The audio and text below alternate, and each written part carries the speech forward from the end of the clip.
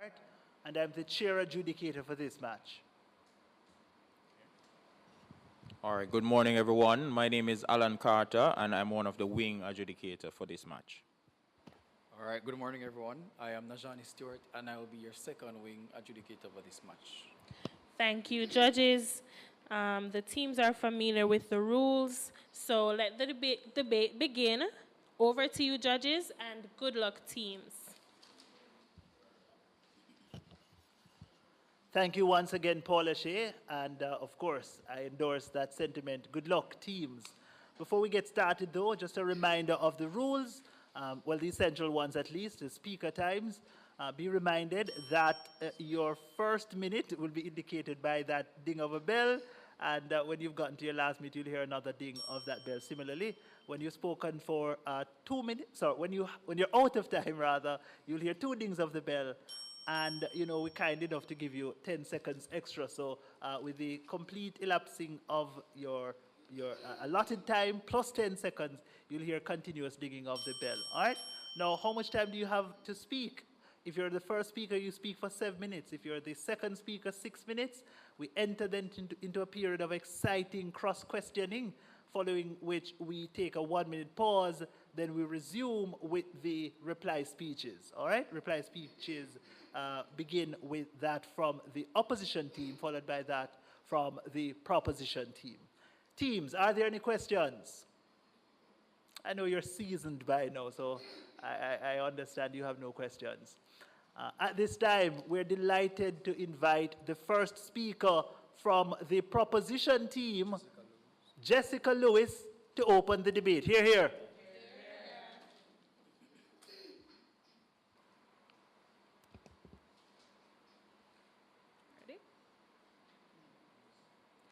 Roadblock! We don't want a new ID system. We cannot be forced to use our bodies for ID. Hold on, wait. Put down the pitchforks and let's get the facts. Panel of adjudicators, side opposition, team proposition, ladies and gentlemen, good morning. The moot before us today states, privacy and data protection concerns relating to NIDs are exaggerated. To set the foundation, allow me to define the key terms. Privacy is an individual's right to control their personal information and identity, as per Justice Sykes in the case of Julian Robinson and the Attorney General. Data protection, per the Information Commissioner of Jamaica, refers to practices and measures taken to safeguard the privacy, integrity, and security of personal data. NIDS, or the National Identification System, is Jamaica's way of securely collecting, storing, and using basic personal and biometric information to create reliable identities for citizens. Finally, the Merriam-Webster Dictionary defines exaggerated as excessively or inappropriately heightened, inflated, or overstated. So put together, the proposition stands here to affirm that worries related to personal autonomy, integrity, and security of personal data with the Jamaican identification system is overstated. To expound on this, I will discuss the goal of NIDS in light of the concerns and ease the main privacy worries. My second speaker will show how the existing legislative framework addresses data protection and how this applies to ensure proper safeguards. Together with our reply speaker, we will show you that the concerns held are in fact exaggerated when taken as a whole. Now, understanding the role and the purpose of NIDS not only addresses the privacy concerns, but protects same. At the beginning of my presentation, I quoted an actual circulated message crying out against NIDS when it was first introduced. Understandably, the initial concerns of NIDS were not exaggerated. Under the old 2017 bill, it compelled all Jamaicans to provide data such as them vein print, your foot vein pattern, your foot, your palm, and your toe print, and your blood type. You were to submit race and your race, religion, and more to the National Identification and Registration Authority. If not, you could face criminal prosecution. Personal information could be accessed without consent, and the security measures were insufficient. Ultimately, NIDS was sent back to the drawing board, and the 2020 amendment is now the reality we face today. However, to be fair, Mr. Adjudicator, the previous situation did not reflect the purpose of NIDS that it was trying to address. In 2021's Observer article, it was revealed that the Passport Immigration Citizenship Agency had 2,449 passport fraud cases between 2009 and 2019. The RGD had 1,172 detected between 2010 and 2018. This is because Jamaica does not have a central national database with the accompanying systems to support secure, reliable identity verification and authentication. This is what is to be achieved with NIDS. Again, let's get the facts and see the protection it affords not only to the individual, but to the country. Your right to privacy, or rights, have not been infringed, but rather protected. NIDS reduces identity theft cases. It is now one person, one identity. Now, NIDS is not as novel as it may seem, and it aims to make the lives of Jamaican people more efficient through centralization. Ladies and gentlemen, the government of Jamaica already has biographic and biometric information through birth certificates, your passports, and your voter's ID. Though the voter's ID collects photographs and signatures, which is low level, and fingerprints, high level, it does not capture the entire population, and persons below 18 are excluded. No one flinched at the thought of the Electoral Commission having this data. NIDS will collect the same biometric data, but will be more inclusive as it is available for persons under 18. Further, instead of multiple methods of identification storing different information, we will now have one. NIDS 2020 requires only minimum information to be collected and displayed on the card to protect your privacy. It includes biographic data, including your date of birth and address, and your biometrics. This guarantees the uniqueness of identity registration and allows persons to authenticate based on who they are and not what they have, like a fraudulent document. While the acronym NIDS sounds new and imposing, it simply aims to secure and systemize or identifying data that is already available to the government. The concerns are therefore exaggerated. Finally, the system's very strategies further alleviate concerns and proves an existing exaggeration. Lack of knowledge of these new measures grounds the concerns, so let's dive in. NIDS will collect and store our data securely. The information will be encrypted. Only NERA accredited third parties will have access to information and only as is necessary. If a query is made, is this John Brown? The response is as simple yes or no. Disclosure is limited. If an unauthorized individual manages to gain access to the biometric data, no biographic data is obtainable as they're stored separately. This is security by its very design. Furthermore, biometric data will not be accessible online. Under NIDS, we will also have to give consent to others gaining access to our data. Penalties have also been heightened under legislative framework should there be any breaches in privacy and/or data protection. Again, this provides a layer of protection as a deterrent. Notably, NIDS will not require mandatory enrollment for those who choose not to participate, nor will they be punished for same. While the system is not infallible and concerns may still exist, as with any system, let us be sure not to make a mountain out of a molehill when they have been addressed. So having heard the facts, ladies and gentlemen, the intention and strategies, we can only agree that the privacy and data protection concerns relating to NIDS are exaggerated. Thank you. Thank you very much for that speech, first proposition speaker. All right, we now call upon the first opposition speaker, Madam Peter Gay Hodges from the Jamaica Information Service, to open opposition's case. Hear, hear.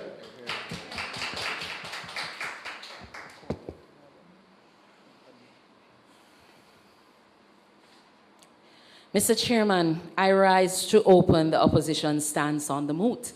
Be it resolved that privacy and data protection concerns relating to NIDS in Jamaica are exaggerated.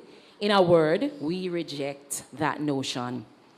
I would like to point out to Madam First Speaker, that accentualized identification system combats fraud. It does not equate to data safety. In fact, it makes it a target for breaches.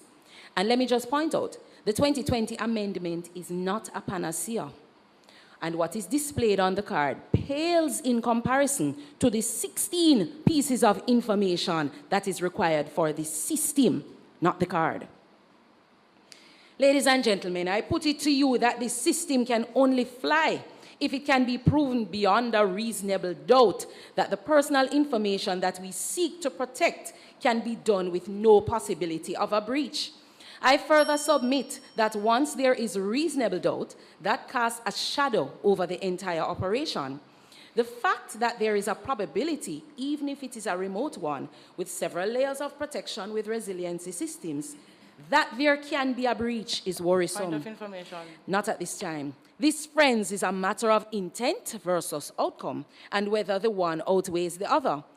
Global watchdog Access Now, which defends the digital rights of people and communities at risk, points out that while the government has a clear need to address the issue of the need for a national ID, the NEEDS program is not necessarily the right solution, and that the program is going ahead in spite of the very real privacy and security concerns identified. I will outline the importance of perception and the people's concerns. My second speaker will highlight that under the proposed structure, the spirit is willing, but the body is weak. And lest we forget, a chain is only as strong as its weakest link. Colleagues, the measurement of exaggeration is found in the perspective of the affected. Point of information. Go ahead. My opponent is reasonable doubt the threshold for exaggeration. Hold on, I'm sorry. If reasonable doubt is a threshold for exaggeration, well, no, when I mention reasonable doubt, I'm talking about a reasonable doubt as to whether or not the system can be breached and create real problems for people. That's what I'm referring to. I will outline the importance of perception and the people's concerns. My second speaker will highlight that under the proposed structure, the spirit is willing, but the body is weak, unless we forget a chain is only as strong as its weakest link. The measurement of exaggeration is found in the perspective of the affected and whether or not the concerns that people have are represented as worse or much larger than they really are. Exaggeration is not based on the policymakers and decision makers' outlook or viewpoint, but rather that of the public, those who will be directly affected by the system. There's just not enough confidence in the system for users to be assured that the system is foolproof and tamper-proof with the myriad of cyber incidents that are still happening in government entities. Ladies and gentlemen, if the government tells you that all passports are going to be held in one central vault rather than at your house, and that this vault has maximum security, so you should feel safe, although you know that similar vaults have been breached, and you know that the temptation is real for someone who can fraudulently use passports for gain, and you know that the keepers of the vault, though highly trained, can be bought at the right price, you don't have to put the passport in there. But if you don't, you can't travel on it. Your move. What do you do? Point of information. Not at this time. That choice, my friends, is called the illusion of consent. You are told that it is optional, but if you really want to do what you need to do, then you must put your passport in the vault. This is the solution. This is one of the solutions that the government came up with to say, okay, fine, since making it mandatory breaches people's rights, then let's make it optional. But how can it be optional if you need it to do so many things that you need to do in government?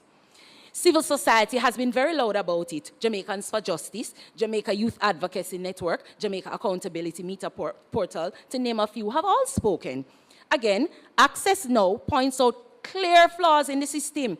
The final text violates key data protection principles such as data minimization and retention limitation principles, which forces an organization to only process the data needed for a specific purpose and store only as long as needed.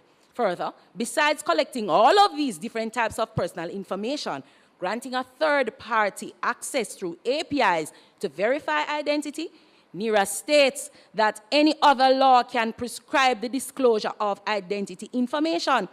There's also insufficient safeguards to ensure the security of the data that is collected, making the system more vulnerable to attack. Alarming, we say, in light of the Jam-COVID breach, which my second speaker will expound on. Cybersecurity experts have spoken. Mark Asturias from Fortinet, one of the largest cybersecurity providers worldwide, says hacking is growing in the region, and companies and governments are among the top targets. He pointed out that in 2 years, his personal information was hacked from the US government 4 times. He highlighted that if criminals gain access to persons' information from the NIDS database, they can build the profiles of their victims, buy cars and homes, and open credit cards in their names. Ladies and gentlemen, people are concerned about the centralization of data and cybersecurity vulnerabilities. People are also, not only do workers have to be trained, but they also have to be trustworthy. We're talking about tax records, property information. All it takes is one bad apple to spoil the bunch. One corrupt cop to breach the NYPD, and one corrupt data processor to leak NIDS information. Folks, in the US, in 2023, federal agencies reported over 32,000 information security incidents. So people are concerned about data misuse. People are concerned about lack of transparency. People are concerned about the adequacy of the legal and regulatory framework. It's worth noting that the recently passed Data Protection Act has not been tested in the courts to determine the efficacy, and may never get to that stage until the system is live. Ladies and gentlemen, the many concerns are not exaggerated. On the contrary, the entire country needs to understand the implications and be in a position to make informed decisions about needs. I thank you.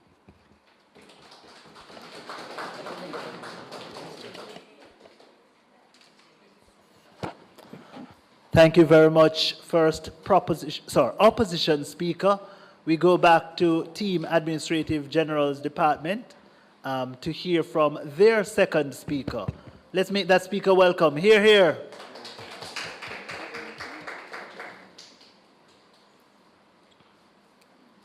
Panel of adjudicators, or worthy opponents, and audience, good morning.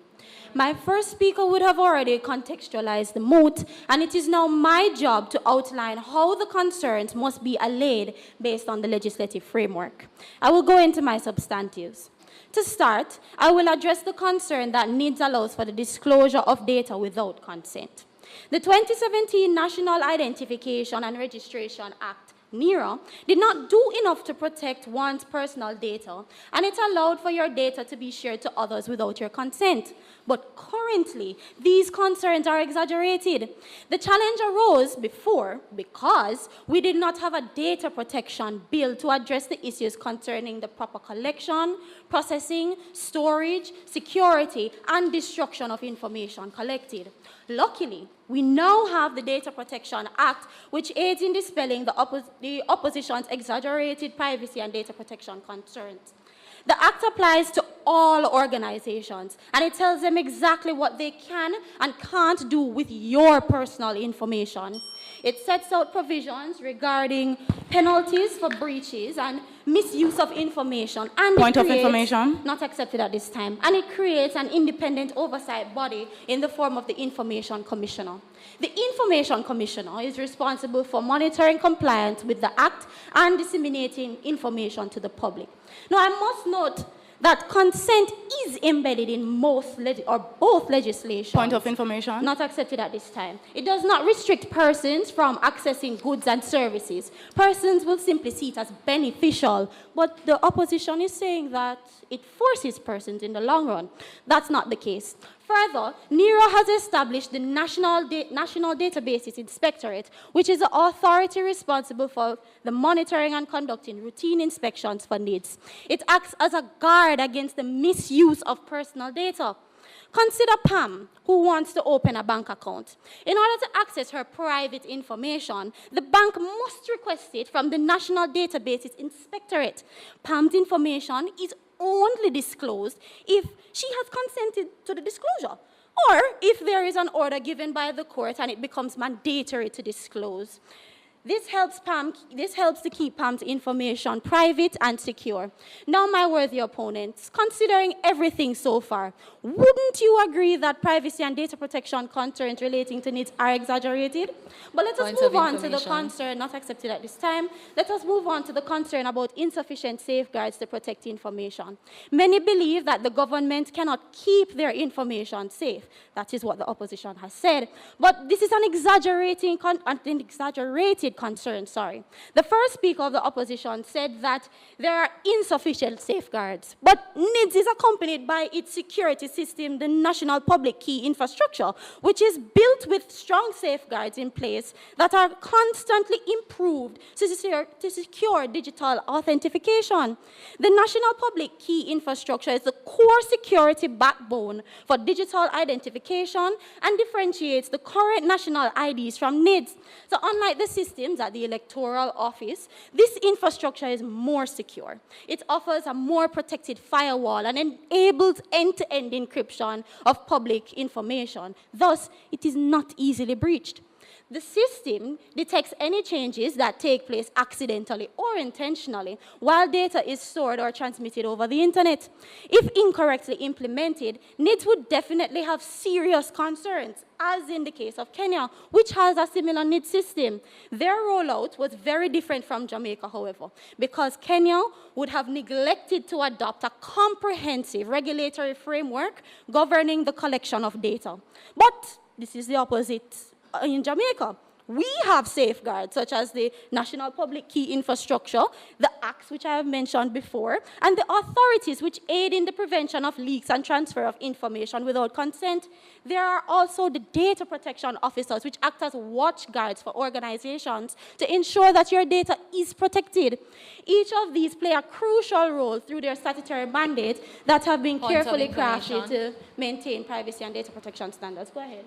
Are you aware that NERA does not specify whether the system architecture and databases will be decentralized for greater security? So the Data Protection Act, which is a part of the backbone, establishes that each organization must have systems in place that will protect your data. So even though NIDS does not specifically state it, the NERA Act provides that it is pursuant to the Data Protection Act. I'm moving on. So the mechanisms provide not only audit trails, but also ensure privacy and confidentiality being maintained. Now, my third and final point that I will address is the amount of information that would be required to be collected. So the DPA states that the data that is collected must be adequate, relevant, and limited to what is necessary for the purposes it is processed. The standard is clearly implemented in NERA, and it has reduced the amount of information that will be required to be collected. My first speaker would have spoke on that. As it concerns centralization, you would agree that currently we have that system in place. So, in terms of the information being scattered all over the different organizations, it would be centered to simply one database, the national databases. So, Mr. Speaker, the concern about the amount of data required is exaggerated since the information collected is adequate and necessary. And in conclusion, we have pushed for a safer, modern infrastructure that will provide a privacy-centered, data protection compliant Jamaica. The proposition pauses.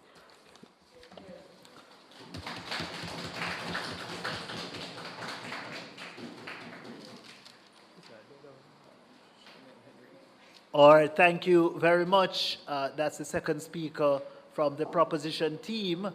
We now call upon Ms. Henry from Team JIS to advance the case on behalf of side opposition. Hear, hear.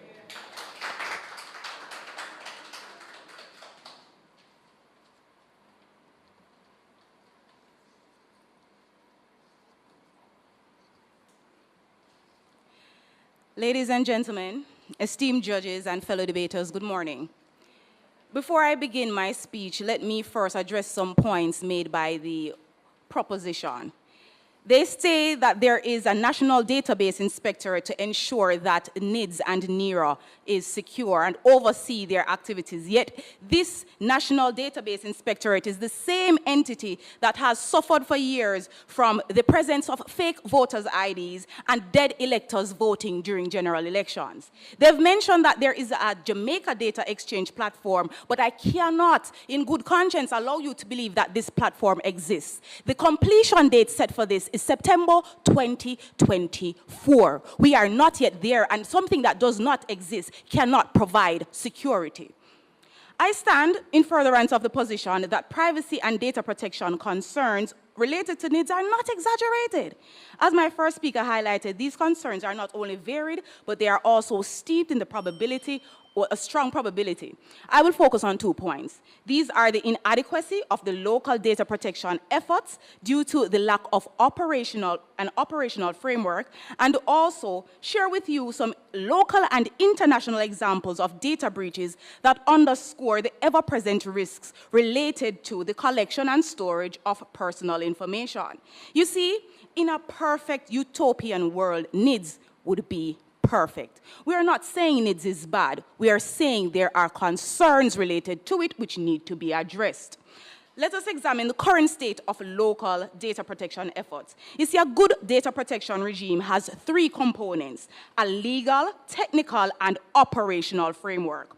Where it concerns NIDS, yes, Jamaica made strides by enacting the Data Protection Act in 2020, not at this time, which is the legal framework, yet the technical framework needs work. Besides the technical framework, there is no operational framework, which would include the policies and the procedures. These are glaringly incomplete. Without it, the data protection regime is ineffective, like an overpass without a connecting support for the start or end of the bridge. It will topple. Let us look at India, for example. India had its controversial and heavily critiqued data protection bill withdrawn, not at this time. Then they rebranded it and hastily passed it last year without addressing the operational readiness of it. Does it sound familiar to anybody? This led to one singular hacker being able to breach the Aadhaar, which is India's national ID system, and then accessing and selling on the dark web the personal data of 815 million Indians. This included their names and their addresses. Similarly, Jamaica lacks the necessary operational framework to support NIDS, not at this time, please stop badgering me, making it vulnerable. For instance, the Office of Information Commissioner, which is tasked with overseeing the data protection in Jamaica, is still in its embryonic stages, and it lacks the necessary resources and expertise to fully execute its mandate. This is evident in the amount of times they've given extensions for persons to register as data controllers and data controllers under the Act and processors under the Act.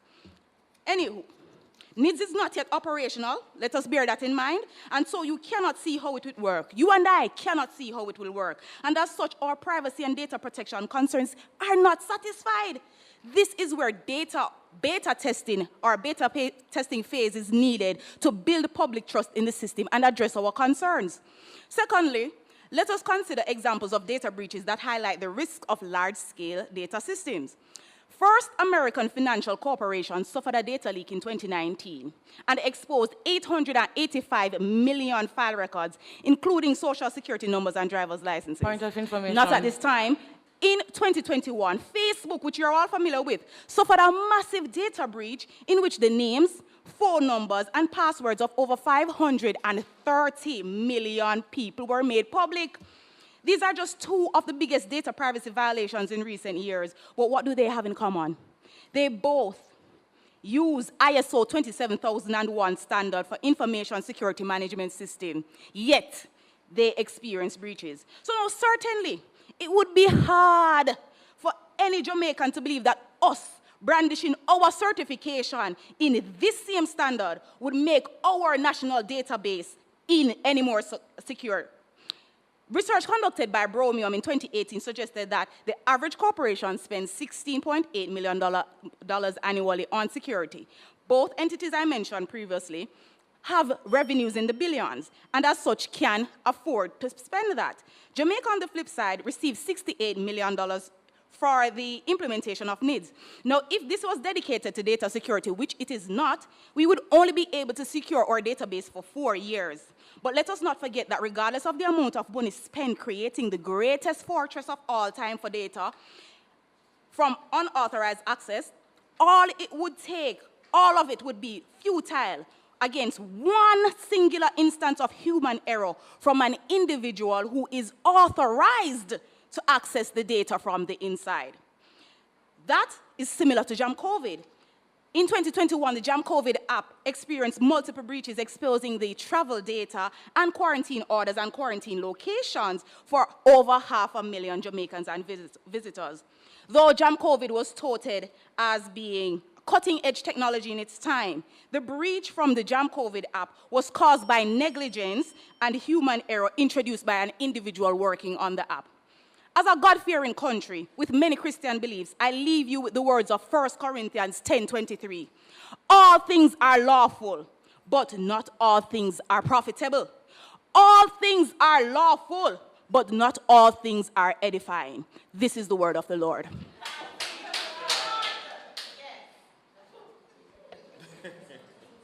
Amen, sister. Amen.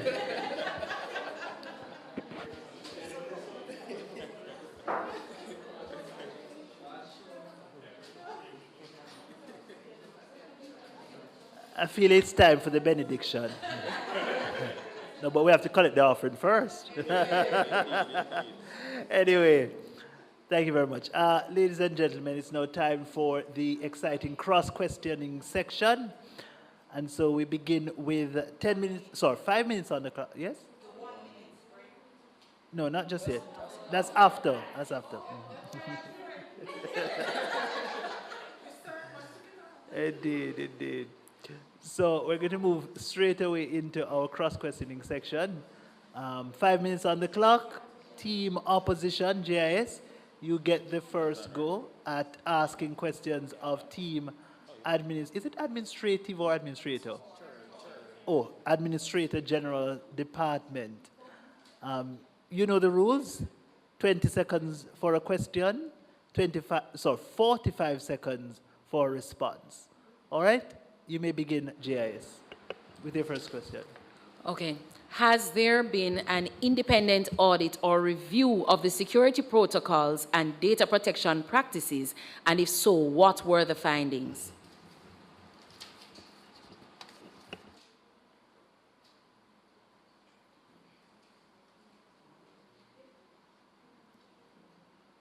So my opponent, as we would have made mention, NIDS is a 7-year plan. NIDS has been in plan for around 7 years, and there have been talks of an independent audit set. As you know, we are rolling out phase by phase, just as you had suggested. So there will be an independent audit, and whatever information that comes from that audit will be integrated into NIDS to better the system.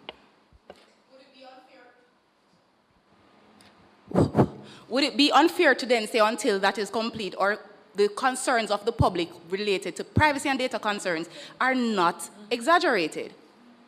Yes, it would be unfair to say that because, as I mentioned, we have revamped, remodeled, and designed it many times. We have targeted the concerns of privacy and data protection. We've put an act in place. We've put oversight of the act. We've put checks and balances in place. We've put strong firewalls. We have looked at other countries where this has worked, like Kenya and Singapore. We have inherited things from them. And of course, this is a system that we're building.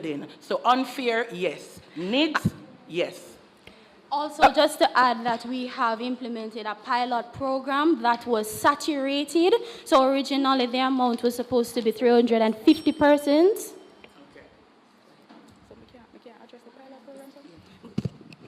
So happy that you mentioned the pilot program. The pilot program was actually more of a sensitization session and not an actual rollout of anything for NIDS. But question, I'm so happy you also mentioned that there is legislation to support NIDS, and this is one of them is the Data Protection Act. Please tell me how the Data Protection Act, Section 31 and 37, which allows for cross-border data transfer and the access to data for research purposes. Your time is up. My opponent, I'm glad you mentioned sensitization, which falls again in the realm of needs. We are easing the mind of the citizens of this nation by educating them, and that was the essence of a very successful pilot program where we told citizens what needs is, where we eradicate fear-mongering, where we reiterate that we are here to protect your data and your privacy and not expose it. 300. And we would also, time now. We would just like to add the data protection section that you are speaking of. Remember, every third party that has access to the data must be accredited by the authority. So they will check and ensure that the citizens' interests are in place and consent has to be given by the persons.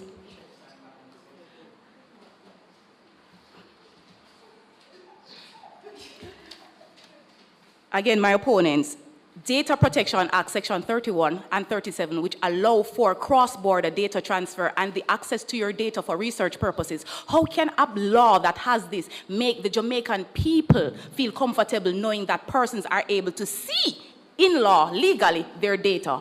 My opponents are asking questions that have already been answered. You have not. We would have said to you that NERA is the oversight body in place. We would have also said to you that institutions that have access to the information has to be accredited by NERA. That is one tier. And also consent has to be given. That is 2 tier of protection, 2 tier of ease and uncertainty. My opponents, please ask brand new questions. We have answered this for the second time.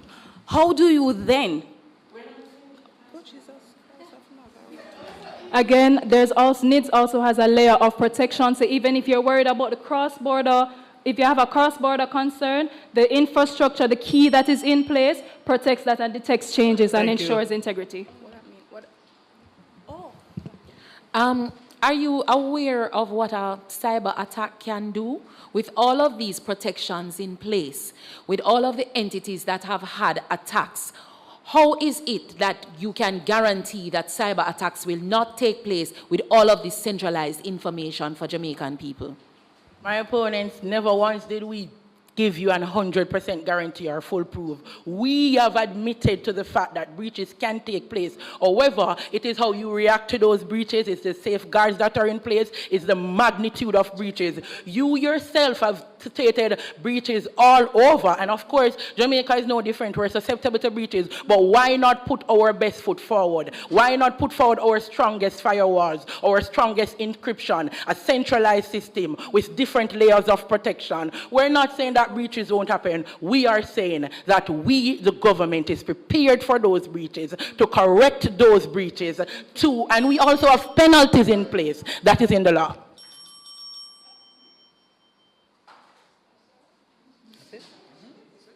All right. Ooh. That was intense. Well, let's keep it going. AGD, ready? All right. You may ask rather your first question of GIS. My opponents, would you not agree that the Jam COVID breach was done in an emergency situation and it was an app as opposed to NIDS what took years of planning and listening and has a more robust security measures in place?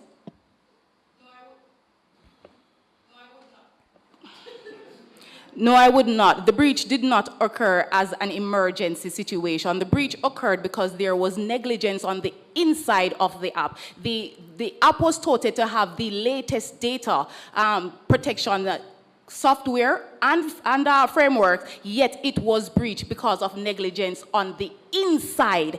That is something that NIDS is susceptible to as long as NERA will employ human beings, which it will.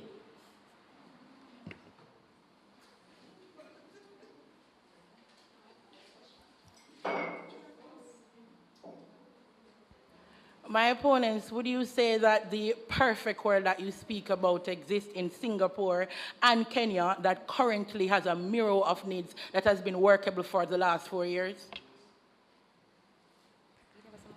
Can we just point out that the fact that something is working well in a location for a specified time does not eliminate the possibility that the breach can take place here in Jamaica. So kudos to Kenya and Singapore and whoever else has not yet had a breach. But when entities like Facebook and NCB and entities that have the kind of money to put the safeguards in place still experience breaches, the possibility exists, and that is the major concern. My opponent, you seem to be lacking a key word in the debate. We are talking about exaggeration. At no point in time did we say that the system in Kenya or Singapore was not being breached. We're saying it is how they reacted to that breach and the stronger implementation that would have taken place. What's the question? What's the question? Or to address your statement, the presence of the possibility of a breach, the lack of operation for both needs, the operational framework for both the NIDS and the Data Protection Act leaves us open to vulnerabilities, and therefore, until things are operational on the ground and running, our concerns about privacy and data protection cannot be exaggerated. We the people of Jamaica have to make it abundantly clear to the government that the concerns are real and they need to address it. Do not brush over it like India and then end up in a situation like India where our NIDS database gets hacked easily. And once the information is seen, you cannot unlearn it. All right, so my opponents, you keep on mentioning India, but would you not say, you do not realize that India ignored the privacy of the people, and they in that society ignored the concerns of the people, but NIDS has not, and has, I'm saying, will you not agree that NIDS has listened to the people and have made the changes that India did not? So we are very different from India. Are you aware that the Jamaican government did a similar thing in ignoring the concerns of civil society when Access Now came in and said there are some issues, the Parliament failed to resolve all of the concerns, and even after the Supreme Court struck down the act, what they came back with still fell short of the mark? My opponents, I think you need to direct your focus to the current system that obtains the 2020 NERA Act. And just to move on, if there are legitimate privacy concerns regarding NIDS, why hasn't there been another legal challenge that, since the first one that you mentioned, a complaint to the Information Commissioner, or even a single protest? Let us consider the fact that it is shrouded in secrecy. Many people do not even know. The information that we have been able to get, we have got by pulling teeth, and we have got by virtue of the fact that this is what we're doing. We're doing a debate. The information is not out there. My opponent, you're contradicting yourself because you just spoke about a sensitization session rollout, which we agreed that took place. So that information is us educating the public. May we have questions? And the question please? is, Thank you. can this not easily be fixed by educating the people as their that their concerns have been addressed, as we have been doing? It is more than a public education that is needed at this point. Also, and a public education campaign is different from a sensitization session. Also, the 300 people that you said oversubscribed the pilot program for NIDS rollout. What percentage of the Jamaican population is that? So,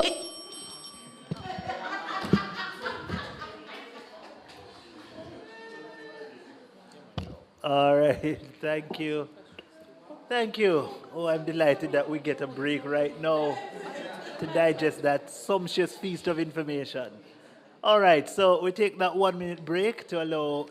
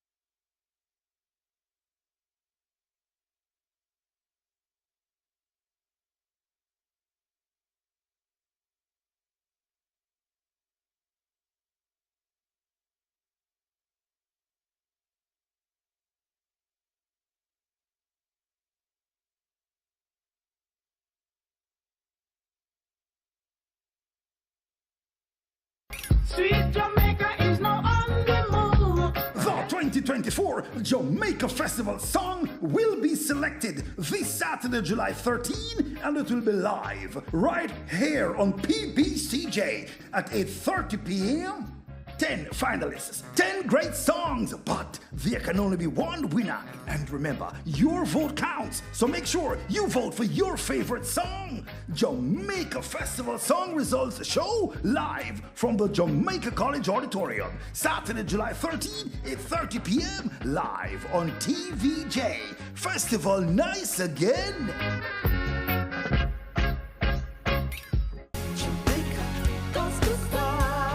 We gave you Kevin Downswell.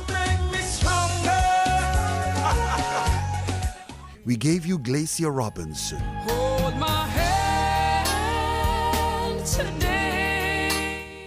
We gave you Lubert Levy. By force, we are going to take it by force. Yeah.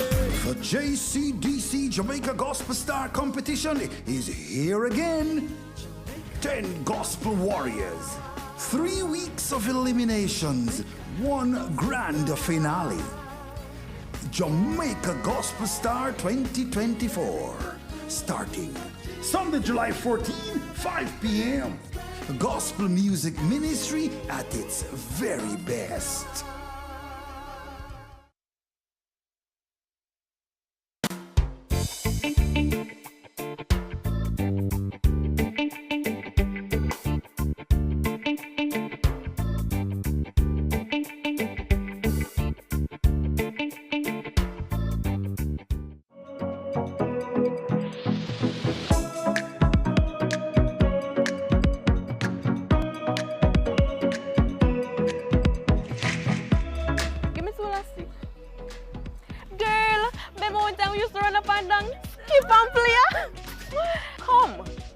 Down to the past.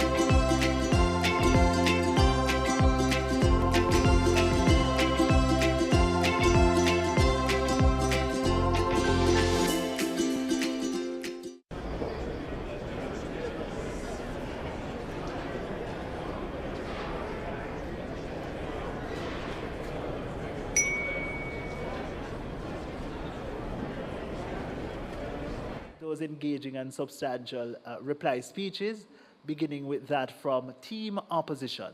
At this time, we invite the Opposition reply speaker. Here, from Team JIS.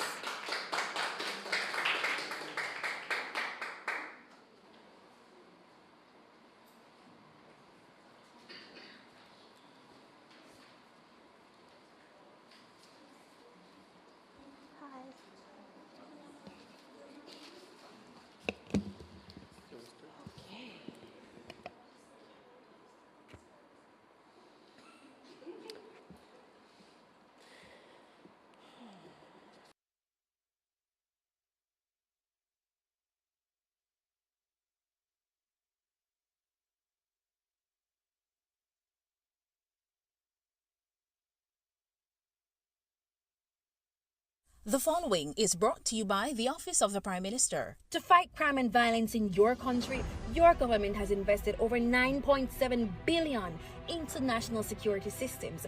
This includes the construction and renovation of dozens of police stations, the acquisition of critical security equipment such as patrol vessels and police vehicles, the recruitment and training of more police officers, and the build-out of the Jamaica Defense Force. Your government is investing in your safety.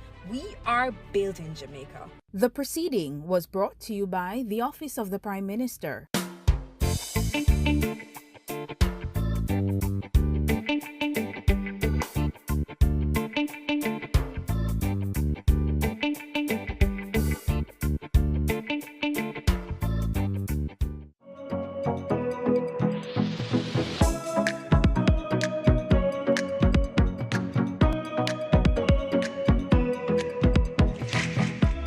Give me two elastic.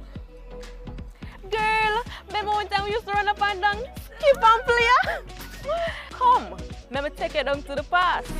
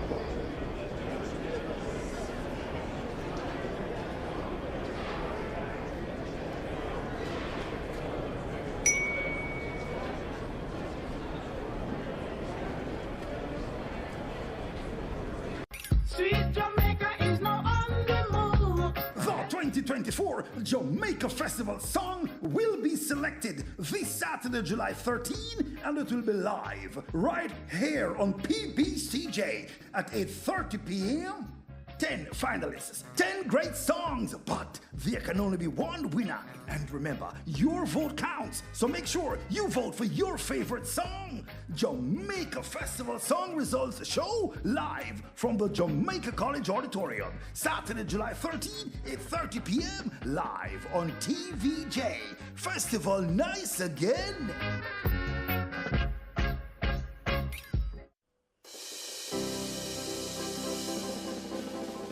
We've come a long way, standing in a strong way. One Jamaica, one more year. God's mercy's near is like a breath of fresh air. So let's send up some praise and thanksgiving in the atmosphere. Are you ready?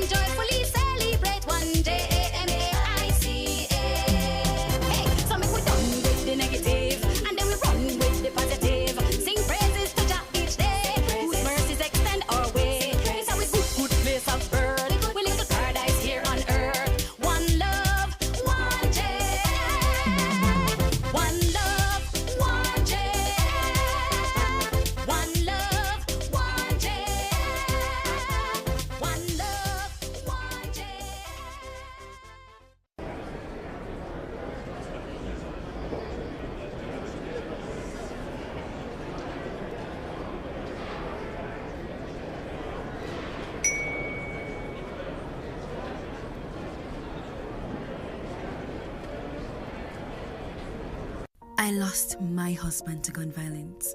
My child will never know her father. Jamaica, please stop the senseless killings. Turn the children's corner and check into the Burchester Hotel. Help Super Grover save the day. Order a snack and even learn to bake a cake with Cookie Monster and Chef Gonger. It's Elmo's wonderful world, and we're living in it. Friends, food, and fun. It's always a great time. Sesame Street, Monday to Saturday inside Children's Corner on PBCJ, the People's Station. Twists, turns, ins and outs. From the four corners of the earth, PBCJ presents Globe-Trotting Yardie with Carol Francis. There are numerous ways of traveling across the city of Delhi. Tantalizing, breathtaking and revealing, bringing you the wonders of travel from across the world.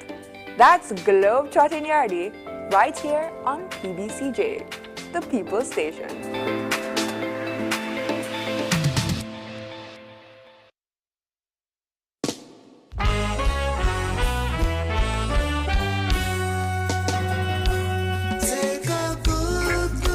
Listen to me now.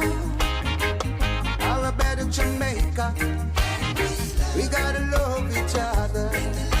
Place. To that we have said that legislations are currently in place. To that we have said that NIDS has been building for over 7 years. To that we have said that NIDS has been funded $68 million. So what is the difference, you may ask? We have more protection, better infrastructure, better firewalls, and we have $68 million more to create better security. Now, moving on, you were just told that the only persons that are able to speak on NIDS confidently is the creator or the implementer. We are neither. But we were able to find this information, which shows that the information is available. Team Proposition would have laid blocks in this debate, salient points that were feebly, if any at all, attacked by Team Opposition. We have admitted to the shortcomings of NIDS 2017, but we have said that NIDS 2020 remodel have corrected those, have taken your privacy and data concerns in consideration, and that the current concern that exists are exaggerated. My opponent come with me on a tour as I restate the winning arguments. 1, we told you that all Jamaicans were previously required to provide excessive information under a more unsecure database. We told you that NIDS was redesigned and now champions security and protection of citizens' data. We told you that NIDS reduced crime in the form of identity theft, as there is now a centralized national database which provides a safe, dependable identification, verification, authentication system, once more safeguarding your rights. 3, are you with me on the tour, Team Opposition? We told you that NIDS 2020 collects the minimum information needed and is more inclusive for those under 18. NIDS will gather and store your data securely, independently, and it will be encrypted. We told you that the data collected must be adequate, relevant, and limited to what is intended for. We've put that in law. We've said that NERA will restrict access to only accredited third party and only respond and as is necessary and required consent to access the information. We've also stated that penalties have been increased under the law. In the event that there are any privacy or data protection violation, my opponents, there are layers of protection, protecting you, protecting me, protecting all of we. We also reinforce that NERA, along with other regulatory enforcement provision, exists, like the Data Protection Act for collecting, storing, and processing data, the Information Commissioner that oversees the Data Protection Act, the National Data Inspectorate which oversees NERA and our NIDS. Mr. Adjudicator, this is what we call proper checks and balances. We on Team Proposition also showed you the establishment of the National Public Key Infrastructure that that offers maximum security through firewalls, swift detection in data changes, and manages encryptions. Team proposition dispelled further concern with the present design of NIDS, showing that NIDS will protect the privacy of individuals, it will protect their personal data, and that it is not mandatory. Team proposition would undoubtedly have this debate won when we spoke about NIDS redesigning for the people, and that we will not allow the fear-mongering of opposition to sway us from progressing as a nation. So say it with me, onward we go. One person, one identity, NIDS a FIWI. Thank you.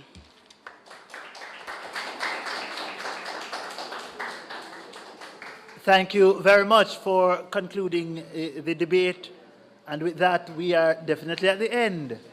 So at this time, we as judges, we have a lot to go and discuss, digest, ruminate over in order to arrive at the decision as to who prevails and who will ultimately advance to the semifinals of this year's competition.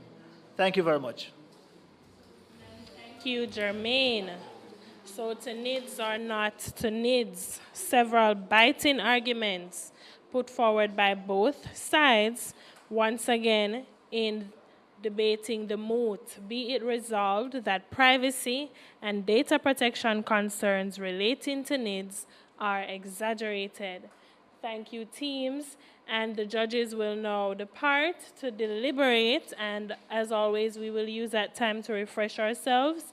The next person you will hear from will be the chief adjudicator, who will sum up the match and announce the winner.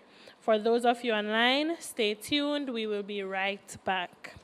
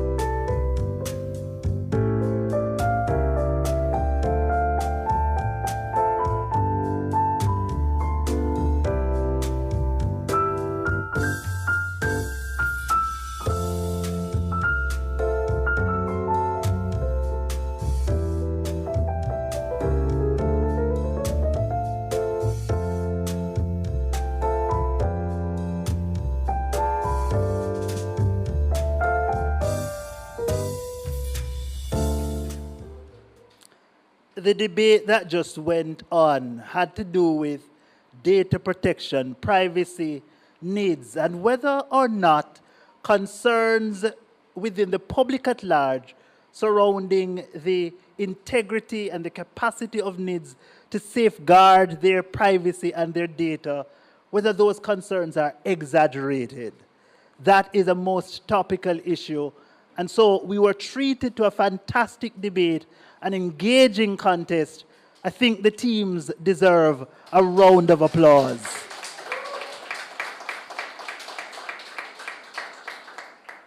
So the teams in this match, on side proposition, we had the AGD, that's the Administrative General's Department, and on team opposition, Jamaica Information Service.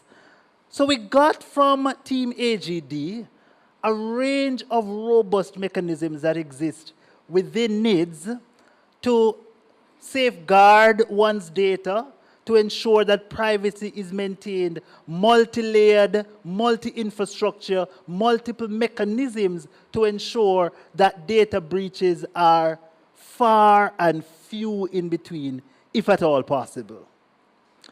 JIS tells us that this needs concept comes within a societal environment where people are just skeptical of government.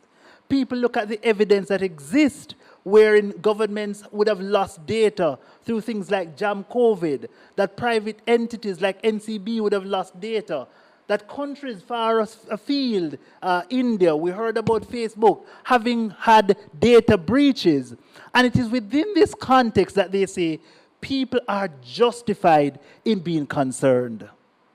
They say to us that furthermore, whatever robust mechanisms that exist within NIDS may not be as robust as team proposition would have us believe. They say that there is some aspect of the robustness that is yet to be achieved. For example, they say legislatively, there is an important bit of legislative infrastructure that is yet to come into being, that is projected to come on stream in September 2024. They say the absence of that makes NIDS at this point in time very vulnerable. They tell us furthermore that there are examples. I think both teams agree that there are examples in the global arena that one could look at to see how it would work. They contend that these aren't mirror images, they are not perfect examples, but yes, we can learn something from them. One of the concerns we have from Team JIS, and I want to point to it here, is the fact that oftentimes the examples we felt were persuasive to a point, in as much as we didn't think that they were always articulated as being directly relevant to the needs context. They tried to make it relevant by saying, well, we're talking about Facebook, for example. Facebook, a global enterprise, a global juggernaut, and if they can have data breaches, well, what do you expect will happen with little poor Jamaica? We wanted to hear a little bit more comparison to say, to inform us that yes, there are robust mechanisms that existed at Facebook, in NCB, in COVID, for example, in India, and yet these mechanisms failed. And these mechanisms are comparative to the mechanisms that NIDS has established. The NERA, the National Key Protocol Infrastructure, I'm sure I'm mispronouncing that, yes? The multi-layered mechanisms, yes? We wanted to see some comparisons to say it exists here, maybe called something else, performing the similar role, yet it was breached. We don't think that Jamaica provides any way of escape from data breaches and privacy breaches. We unfortunately didn't get that. So the comparison was a bit lacking. We also felt that this debate required from the outset, and this is a particular concern that we're foisting on team proposition, some kind of an evaluation of the degree of concern that exists within the society, and juxtapose that or weigh that or place that against the robustness, that exist with NIDS and help us to see that on one hand you have this massive skepticism, huge concern, but then with NIDS we have unprecedented robustness and safety mechanisms that make it unjustifiable, and therefore, the motion operates in their favor. We think as well, team opposition does quite a good job of proving to us that there are legitimate reasons to be concerned. But the problem we have as judges is appreciating, yes, that there are legitimate reasons for concerns. We buy Team JIS's case, but we don't know that the legitimacy is the same thing as saying that it exists to a sufficient or a great enough extent to make it justifiable or not to make it exaggerated. So legitimacy is not comparative to exaggeration, right, or the exaggerated nature of it. We think that that speaks to a quantification of the concern, not so much the extent to which it is reasonable for there to be concern. We think that that nuance needed to have been engaged with a little bit more by both teams in the debate, and specifically a bit more from Team Jamaica Information Service. So, ladies and gentlemen, in what was a most fascinating exchange of ideas, a learning experience for us on the adjudication panel, 2 teams contested, and the scores are as follows. 281, that's the winning score, to 272. So a 9-point difference. Ladies and gentlemen, the winner of this match in the quarterfinals round of the public sector debate competition for 2024, the team that advances to the semi-final round of this competition is Team AGD.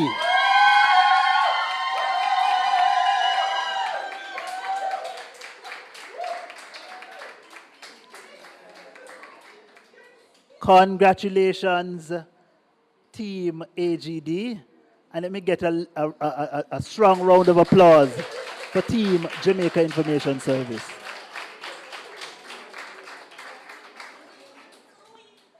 I just want to say that in terms of giving a bit of constructive advice, this motion lent itself to Team JIS, for example, defending the high levels of skepticism, not as a reflection of the objective concerns that exist with NIDS, but that there are possibly other utilities to be had from the high levels of skepticism.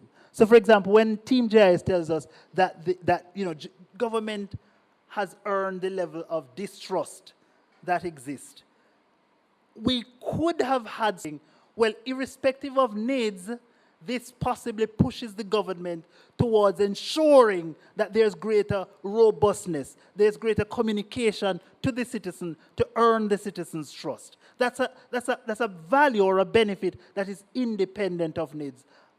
So those kinds of analysis we felt were also very much lacking in this debate.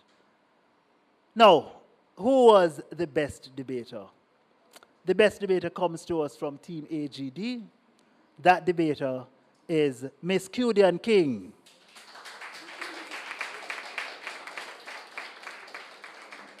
I believe Paula Shea is here to present a token, a gift to our best debater, yes? Okay. All right.